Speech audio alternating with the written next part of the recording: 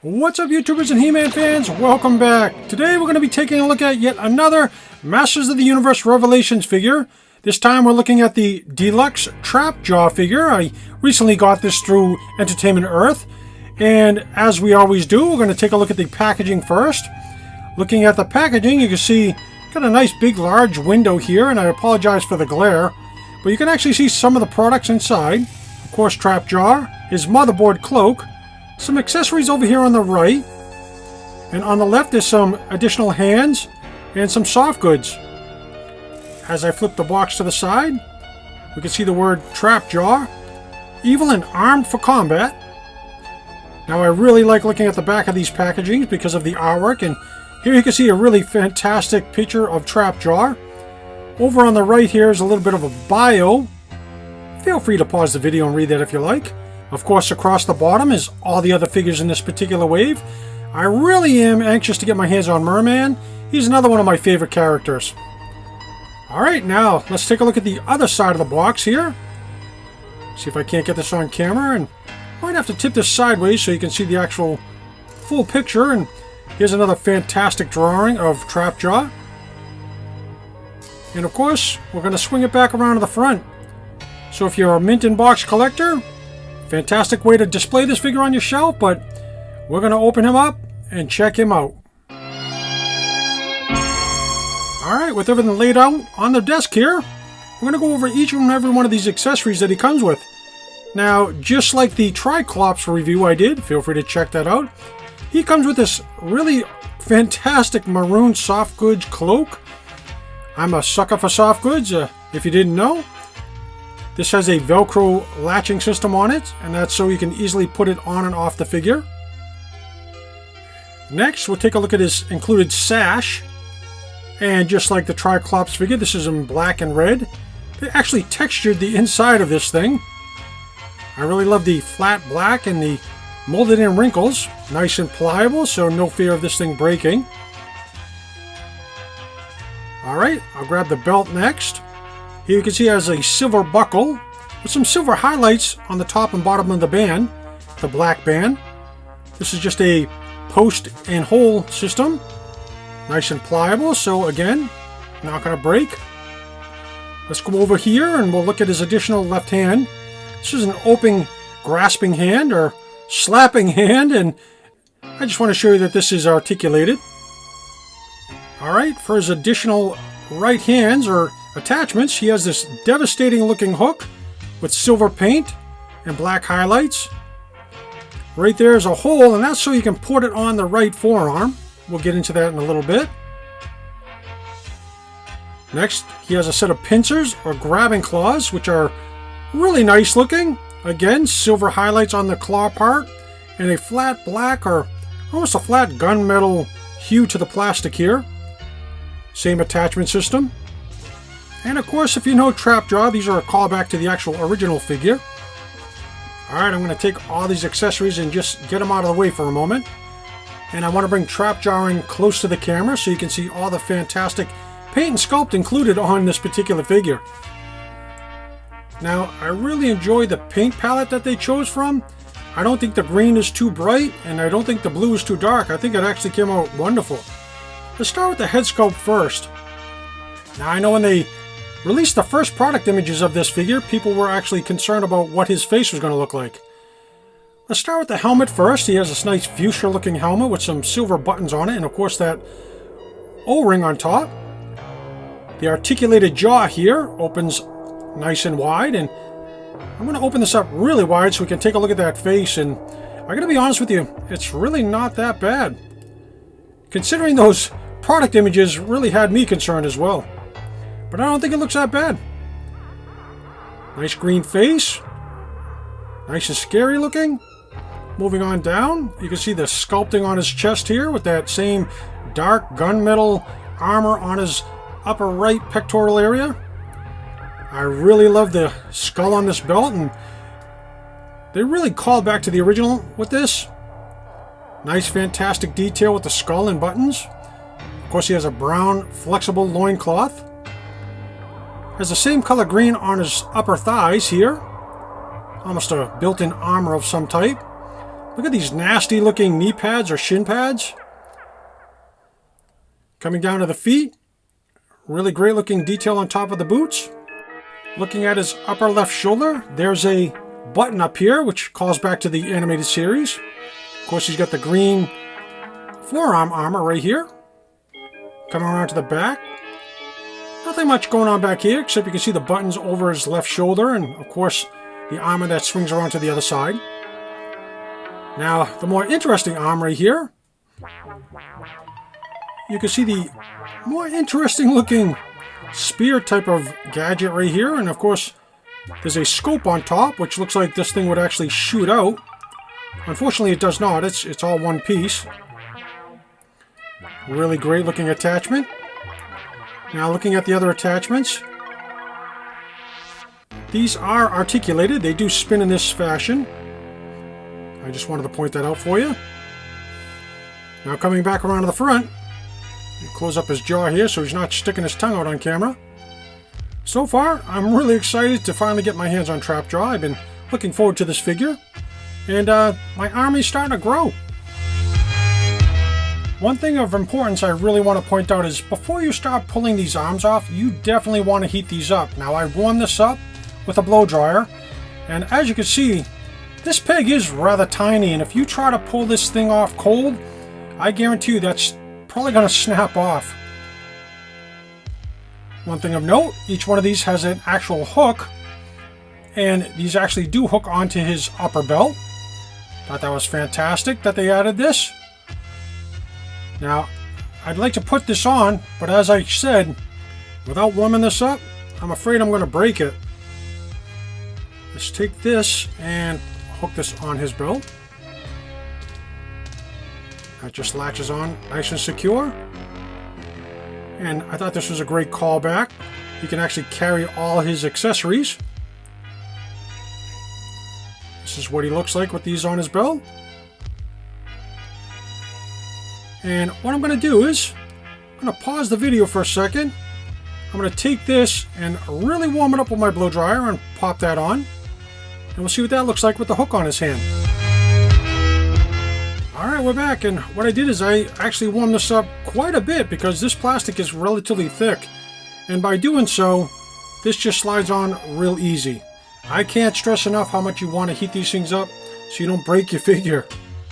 I really have gotten into the habit of warming up a lot of my figures when I have accessories like this, just so they don't break. The last thing you want to do is have a brand new figure and have it snap on you. Get him to stand up here, and next thing I want to do is let me slide in his other accessories, and I'm going to actually put all this on off camera so we can see what he looks like with this on. Alright, here's TRAPJAW with his motherboard cloak, and a couple things I want to point out while doing this. You do have to pop the head off. Now, this thing is nice and flexible. The undercloth here, I did not have to take off the attachment because the holes in the arm is nice and stretchy, so no fear of that tearing. Here's the belt. Now, speaking of the belt, I did try taking the belt and put it over the top of this sash. It's just too tight, and the length of it's not long enough, so unfortunately, it actually fits underneath the sash. Now, be it that the sash is flexible, this should hang down on its own. If you want to heat it up to make it hang down a little bit better, you can. I went ahead and put on his last right forearm attachment so you can see what that looks like. Now let's take a look at the figure. He looks really great with this on. Looks like he jumped right out of the animated series and onto my desk, as with all the other figures in this wave. This is nice and molded, so it will hug the back of the figure. Again, like I said, if you just heat this up, it'll lay flat in this fashion. I really like how they did this.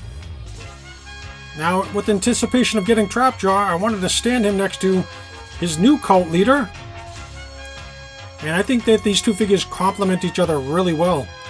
The color schemes look fantastic, and as you can see, TRAPJAW's soft goods is a little bit shorter, and of course his sash is different. And now that I look at it on Triclops, his belt is actually molded to his sash, and it does hide underneath it. So I guess this is the way it is supposed to be on TRAPJAW. I really like how they included this different outfit for both these figures. Just gives you another look for each one of them while they're sitting up on your shelf. Alright, according to the box, TRAPJAW has 30 points of articulation, so we're going to put him to the test. As we always do, we're going to start with the head. He can move left and right. That's on a ball joint. He can only look up about this far, and he can tuck his chin in about this far. Of course, with the sculpted helmet, you're not going to get a lot of range of motion. As we talked about earlier, the actual jaw itself is articulated. It opens and closes and hides that scary looking tongue. Let's come down to the shoulders next. You can get a T-pose about this high, and we're going to go over each one of the arms together. So he does have rotation here at the shoulder. Same with his right arm. This rotates all the way around. Coming down to the bicep, there's a bicep swivel on his left arm. And, yep, he's got a bicep swivel on his right mechanical arm. Now, coming down to the elbow, it is a double jointed elbow, but because of this gauntlet, you're only going to get about this much range out of it. Now, this gauntlet is molded onto the forearm, so that's hindering it a little bit. Coming down to the wrist, this wrist rotates 360 degrees and bends in this fashion. Back and forth. Now let's look at the mechanical arm. Same thing. Nice 90-degree bend at the elbow. And as we looked at earlier, the attachment does rotate 360 degrees. Coming down to his diaphragm joint. Not a lot of range of motion. There is a little bit of a wiggle here. A little bit like this. And of course it doesn't go back and forth too much. That's just due to the sculpting. Now underneath this green belt, and I wanted to point this out, this is actually a separate belt which is removable. So I apologize for not pointing that out earlier. But at his waist, he can rotate back and forth really well. Coming down to the legs, he can do splits fantastic. Look at this. He's pulling off the Van Damme, no problem at all. Nice pliable loincloth gets out of the way. Of course, he can Spartan kick forward this high. This is Sparta! Moving on down to his thighs. Each one of the thighs has a cut that rotates back and forth. Now you can move his leg back about this far for walking poses. Of course, down to his knees, they're double jointed. Nice tight bend, and now you can really see the devastating looking shin armor. Wouldn't want to get a knee drop from these things. Coming down to his feet, these are on a rocker. And I want to point out that on the bottom of each of the feet, there's holes. He can point his toe up this far, and he can point his toe down this far. So amazingly enough, he is hitting all 30 points of articulation. He's getting a 10 out of 10 in that department, and as with all the other figures, these figures are really articulated, which is very surprising considering some of these things are pretty bulky. Alright,